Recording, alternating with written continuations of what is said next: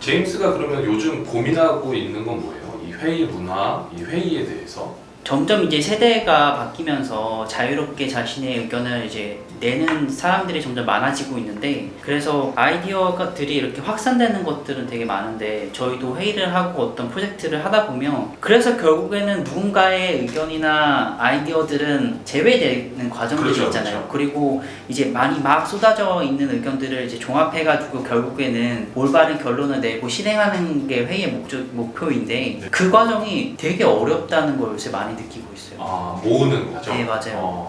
그리고 실제로 그 과정에 대해서, 그 과정에 대한 프로세스나 기법들에 대한 논의도 실제로 이 앞에 아이디어를 확산하는 단계에 대한 논의보다 지금 부족한 것 같기도 하고, 어쨌든 회의가 성과로 이어지려면 가장 중요한 건 그 부분이잖아요. 올바르게 그렇죠. 결론을 네. 내리고 실행하는 게 중요한데, 그래서 마지막 약간 숙제 같은 느낌이에요. 이걸 어떻게 잘 하게 만들까. 그 부분에 대해서 가장 고민이 있다고 보시면 될 것 같아요. 근데 그런 현상 자체가 조직원들한테 굉장히 피로감을 느끼게 하는 행위 아닌가요? 이거 뭐 교육해서 뭐하나 그죠? 이런 생각 들긴 맞아요. 하잖아요. 그래서 실제로 구성원들 분 대상으로 하는 회의 교육에서 네. 가장 많이 나오는 얘기 중에 하나가 그런 부분이에요. 결국에는 특정 행동을 하는 리더들은 어떻게 해야 됩니까? 그분들을 어떻게 막을 수 있을까요? 뭐 혹은 결국에는 그 리더분들이 똑같으면 네. 자기들이 할 수 있는 게 없지 않냐, 네. 그런 얘기들을 많이 하시고, 그래서 저희는 항상 이제 회의를 바꾸는 어떤 노력은 어떤 리더층을 겨냥한 교육과 구성원들을 겨냥한 교육이 병행되어야 된다라고 보통 많이 말씀을 드리죠. 그럼 좀 전에 얘기하셨던 것처럼 리더가 포함되어 있지 않을 때, 변화의 대상에 포함되어 있지 않을 때 리더를 포함시키려면 어떻게 해야 되나요? 이거는 사실 그 책에도 담겨있는 사례이긴 한데요. 그래서 저희가 보통 모니터링이나 코칭에 많이 이제 권면해 드려요. 실제로? 네, 실제로 이제 그분들이 하시는 회의 장면을 촬영한 녹화본을 이제 토대로 저희가 레포트를 작성하는 거죠. 그리고 실제로 이제 그 장면을 보여드리면서 영상으로 약간 코칭 비슷하게 이렇게 성찰이 일어날 수 있도록 많이 하고. 네, 맞습니다. 내 입으로 말할 수 없으니 네, 한번 봐라. 맞습니다. 그런데 실제로 그래서 효과가 있는 경우도 있고요.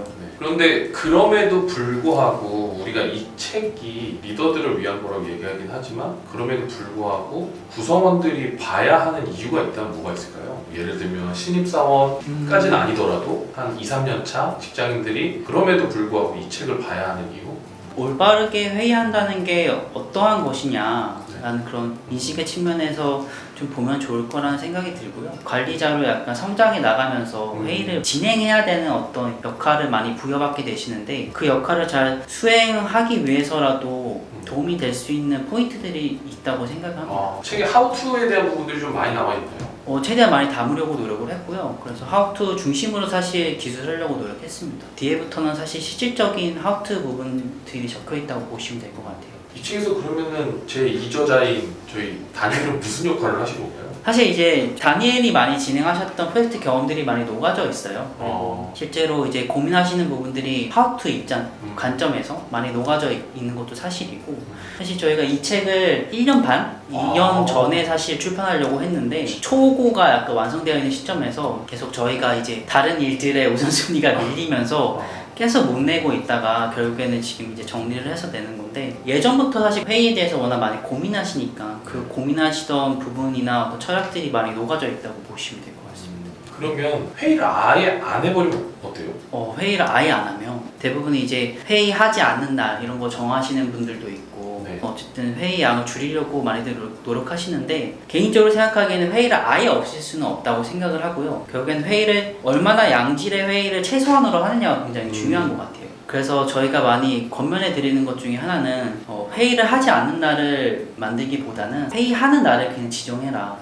예를 들면 저희 프레미가 한 달에 한 번 회의를 하는 것처럼 일주일에 한 번만 회의하는 날을 지정해서 한다던가, 아예 안 하는 건 사실 불가능하다고 생각이 들고, 회의라는 것이 조직에는 필요하다고 생각하기 때문에 아예 안 할 수는 없는 것 같고요. 그리고 이제 너무 안 하려고 이제 의도적으로 너무 하다 보면 어떤 현상이 일어나냐면, 회의를 줄였더니 이제 1대1로 이제 보고해야 되는 것들이 너무 많아진다. 왜냐면 이제 리더 입장에서는 그 회의라는 것이 자기가 알고 싶은 거 한 번에 들을 수 있는 좋은 기회이자 시간이라고 생각하시는 경우가 많기 때문에, 그 시간이 없어지면 이제 어쨌든 들으려고 하시는 거예요. 그러다 보니까 이제 보고가 많아진다는 건 결국 이제 어떤 문서들이나 어떤 그런 것들이 절차나 이런 것들이 복잡해지는 거기 때문에 오히려 회의를 아예 안 하는 게 오히려 안 좋은 결과로 이어질 수 있죠. 그러면 말씀하셨던 것처럼 양질의 회의를 최소한으로 하기 위해서 가장 먼저 버려야 하는 게 있으면 뭐가 있을까요? 저희가 많이 말씀드리는 것 중에 하나가 이제 회의의 양을 줄이기 위해서는 회의와 회의를 분리할 수 있어야 된다라고 많이 말씀을 네. 드려요. 결국 이 말은 회의인 것과 회의 아닌 것을 구분할 수 있어야 되는데 업무를 점검하기 위한 진행상 진척도 그리고 확인하기 위한 단순한 어떤 회의들 그런 것들을 회의라고 하면서 계속 많이만 하는 거죠. 근데 그런 것들은 저희가 말하는 회의라기보다는 모여서 뭔가 확인만 하는 회의에 가깝거든요. 그래서 그런 것들은 예를 들면 정보 공유회라고 부르는 게 맞다. 회의라고 우리가 부를 수 있는 것만 회의라는 명칭을 사용해야 하고 또 중요한 게 회와 회의를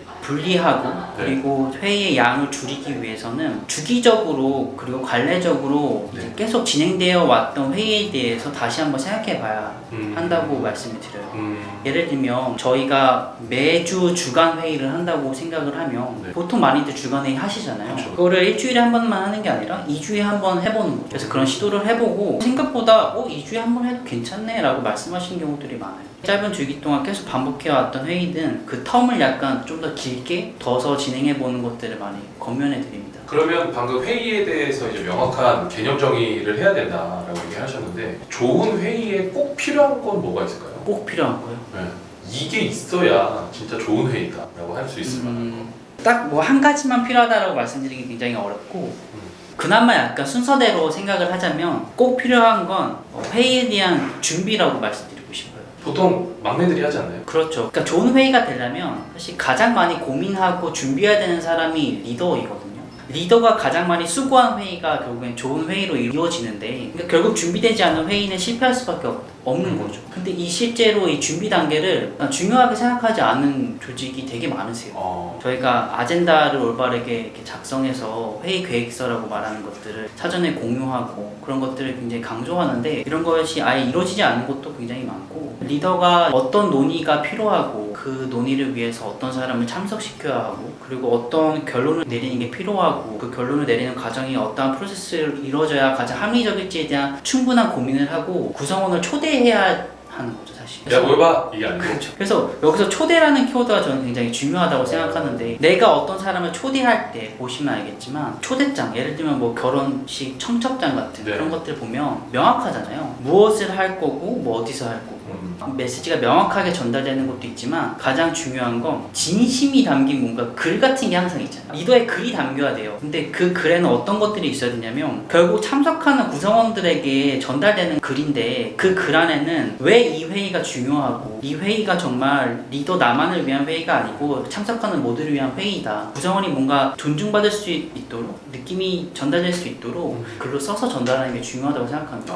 근데 실제로 그런 리더분들도 되게 적고 쉽지 않죠. 쉽지 않죠. 네, 시간을 내서 뭔가 맞아요. 이렇게 적는다는 게 그래서 회의는 사전 준비가 많이 필요하기 때문에 적게 해야 되는 게 이거 쓰기 맞아요. 이거 쓰기 귀찮아. 맞아요. 그냥 넘길까? 네. 그렇군요. 사실 저희 플랜비도 매월 인텐시브 데이 할 때도 다니엘이 이 레터 보내시잖아요. 그렇죠. 네. 장문에 맞아요. 장문에 글을 써시잖아요. 쓰시잖아요. 그런 것들이 필요하다고 생각합니다. 그래야지만 참석하는 사람들도 이 회의가 정말 중요하구나 그런 것들을 알고 이제 적극적으로 참여하게 되죠. 근데 여기서 말하는 리더가 CEO 또는 경영진을 이야기하는 건가요? 아니면 회의 안에서의 의사결정권자를 얘기하는 건가요? 이제 회의를 주관하는 사람. 회의를 주관하는 네, 사람? 네. 그러니까 보통 회의를 주관하는 사람이 회의의 의사결정권자이시죠. 꼭 이제 최상위 리더만을 말하는 게 아니고 그 각각 이루어지는 회의를 주관하고 이제 회의를 하자고 안건을 발행하는 사람. 초대장을 보낸 사람. 초대장을 보낸 사람이라고 생각하시면 돼요.